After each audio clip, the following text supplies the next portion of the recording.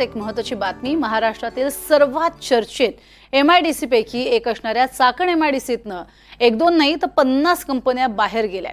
औद्योगिकदृष्ट्या संपन्न असणाऱ्या महाराष्ट्रातली ही स्थिती आहे।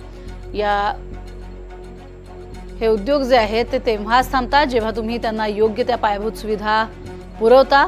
गेल्या काही वर्षात प्रचंड वाहतूक कोंडी, पायाभूत सुविधांचा अभाव आणि त्यामुळे तिथे उद्योग सुरू ठेवण्यात उद्योजकांना अडचणी येत आहेत आणि हक्काचा रोजगार त्यामुळे परराज्यात निघून गेलाय असं ट्विट करत सुप्रिया सुळेंनी म्हटलंय। आणि याचाच आढावा घेतलाय आमचे प्रतिनिधी अविनाश पवार यांनी। चाकण हे जे गाव आहे ते संपूर्ण देशाच्या पटलावर लक्षात आपल्या येतं ते म्हणजे इथे असणारी ऑटोमोबाईल इंडस्ट्री आणि त्याच्यामुळे गेल्या काही दिवसांपासून इथं वाढतं शहरीकरण आणि या शहरीकरणामुळे निर्माण झालेले जे प्रश्न आहेत, माझ्या पाठीमध्ये जर आपण पाहिलं तर अशा पद्धतीने इथे वाहतूक कोंडी आणि एकूणच हे जे खड्ड्यांचं साम्राज्य आहे रस्त्यावर, अशी परिस्थिती गेल्या काही दिवसांपासून इथं सातत्याने पाहायला मिळते।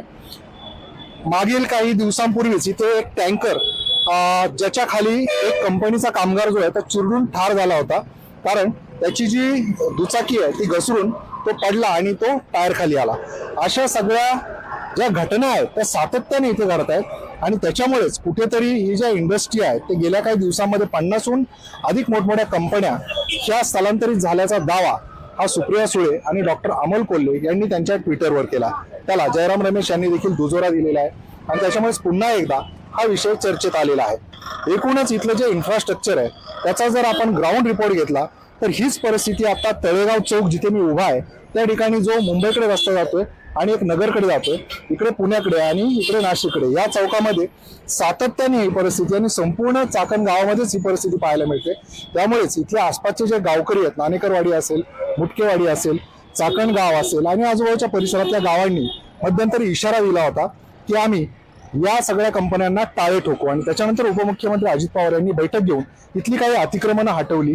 त्यानंतर इथे जे काही रिक्षा चालक रस्त्यात उभे राहायचे किंवा मजूर अड्डा होता अशा ठिकाणी कारवाई करून ते रस्ते मोकळे करण्याचा प्रयत्न केला।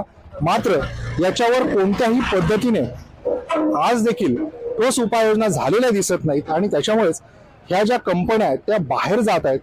हा दावा नक्की फोल आहे की खरा आहे हे आपल्याला इथल्या परिस्थितीवरून समजू शकेल आणि लवकरात लवकर हे जे इन्फ्रास्ट्रक्चर आहे ते सुधारण्याच्या दृष्टिकोनातून शासनाने ठोस उपाययोजना करण्याची गरज आहे। अविनाश पवार, NDTV मराठी, चाकण, पुणे।